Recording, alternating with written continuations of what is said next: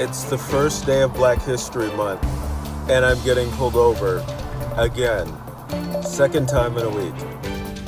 Good evening. At first at 5, a Black Oregon lawmaker is expressing concern after being pulled over twice in a week by Oregon State Police. Representative Travis Nelson posted on Twitter during the second traffic stop, which tonight has been viewed more than 150,000 times.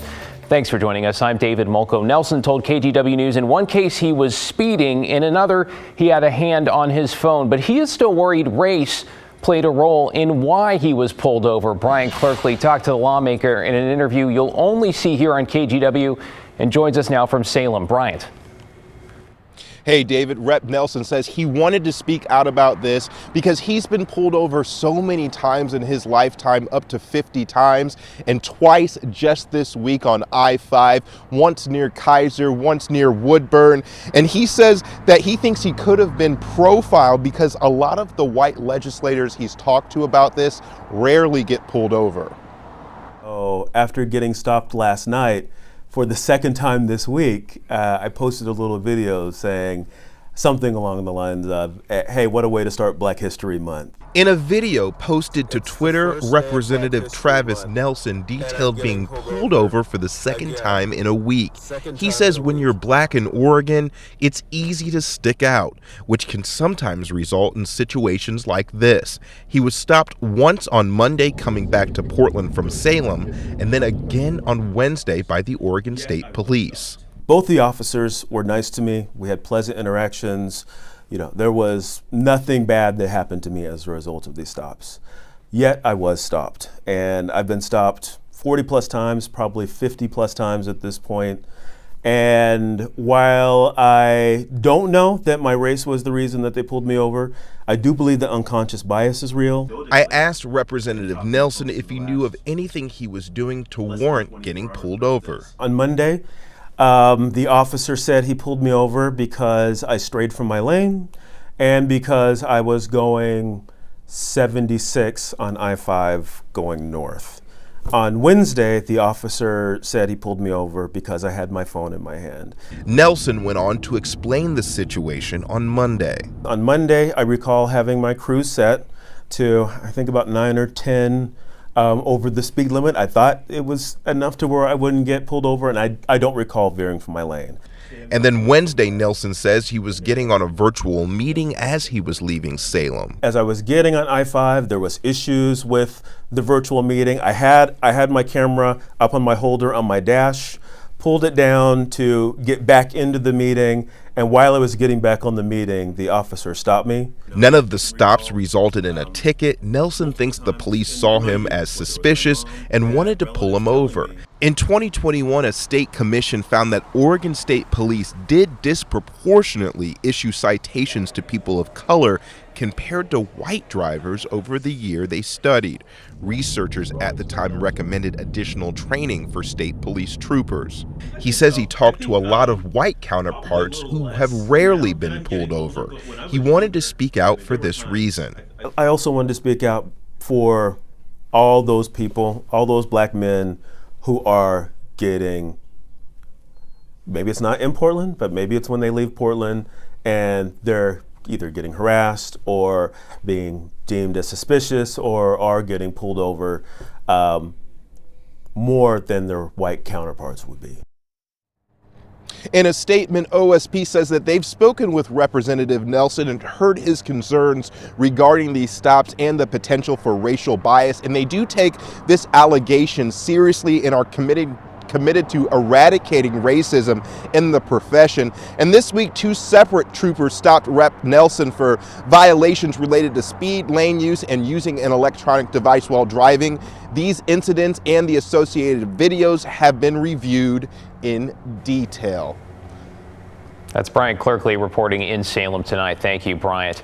Let's take you to Hood River, where developing tonight, police are in a standoff with a shooter inside a home. This is on the west side of town in the area of Clearwater Lane and Cascade Avenue. We understand the call came in around noon and forced nearby businesses and schools to evacuate or to lock down. Let's get right to our Mike Benner. Mike, we should also know police first described this as an active shooter situation, though that does not seem to be what unfolded here.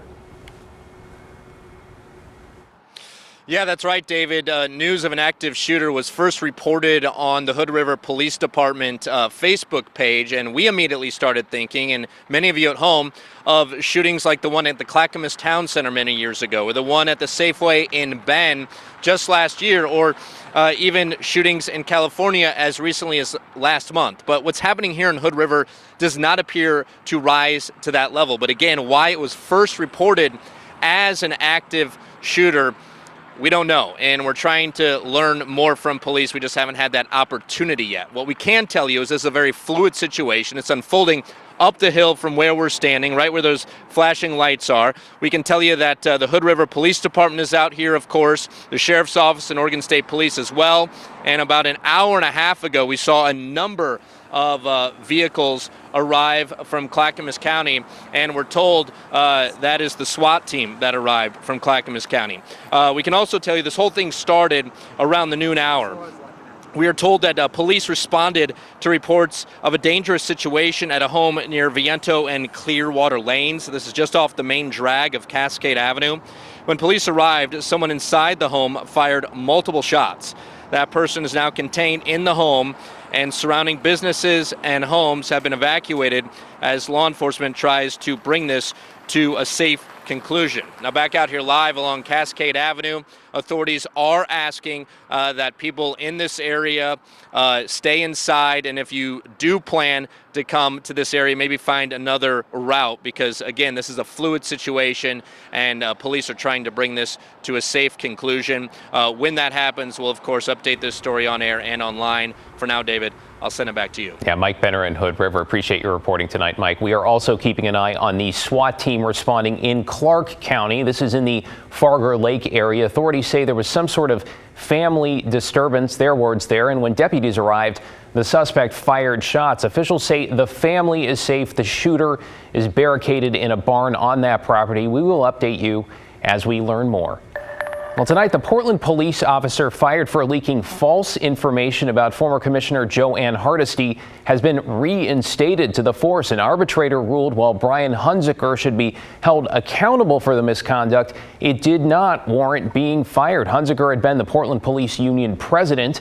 Back in 2021, a woman reported to police that Commissioner Hardesty had been involved in a hit-and-run crash. Now, investigators quickly determined that it was not her, but before that happened, Hunziker leaked Hardesty's name to the media. Mayor Ted Wheeler fired him, saying he violated policy, and that leak was retaliation over the tensions between Hardesty and the police bureau at the time. Now, Hunziker argued he made an isolated mistake and it wasn't personal. Now, the arbitrator now overruling the mayor, instead imposing a 1-week unpaid suspension with back pay as well. We talked to the current police union president, who likened the original firing to cancel culture.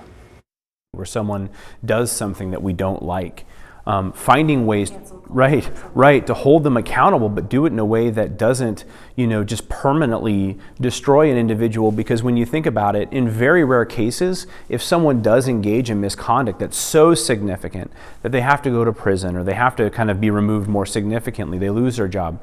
Those things are important, and they're also very rare. In almost all other cases, in every single place in our society, the outcome is not that severe. So how do we ensure that that individual and the system can continue to function together? Well, Hunziker is not commenting. It is unclear if he plans to return to his job. Wheeler said in part in a statement that he stands by his decision, but also respects the legal process. Developing tonight, hundreds of Portland City workers are on strike after they walked off the job at midnight and spent the day on the picket lines, where they are asking for better wages. Let's bring in Tim Gordon in North Portland. Tim, what are you hearing from workers tonight as how long this could last, I should say? Well, David, we'll just go ahead and put it pretty bluntly and succinctly. They say as long as it takes, and they're out here letting people know about it.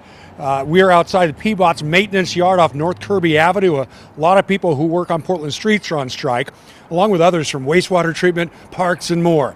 And we also spent time at the Mount Tabor maintenance yard for Portland Parks and Rec, a pretty big and vocal crowd out there throughout the day-to-day on the picket lines. There are more than 600 members of Laborers International Union of North America, Local 438, striking starting today.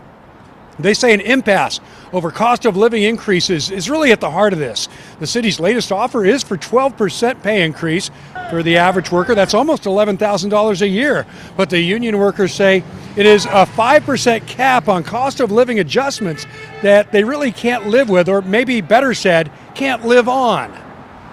Well, we're striking for fair wages and compensation. You know, the pandemic has really opened the eyes, and with inflation, we're fighting for what's fair. We all rise together, and if we can set an example of what should happen, then that maybe puts pressure on other employers to be able to bring their wages up. And nobody commenting on camera from the city today, but remember, part of this is an emergency order that allows the mayor to hire replacement workers to keep essential services running. The city did write to say that so far those services are not affected. And we should note that while this strike is on, negotiations that began almost a year ago are continuing. In fact, they're mediated negotiations at this point, and we understand they were on today while this strike is on as well. David, back to you.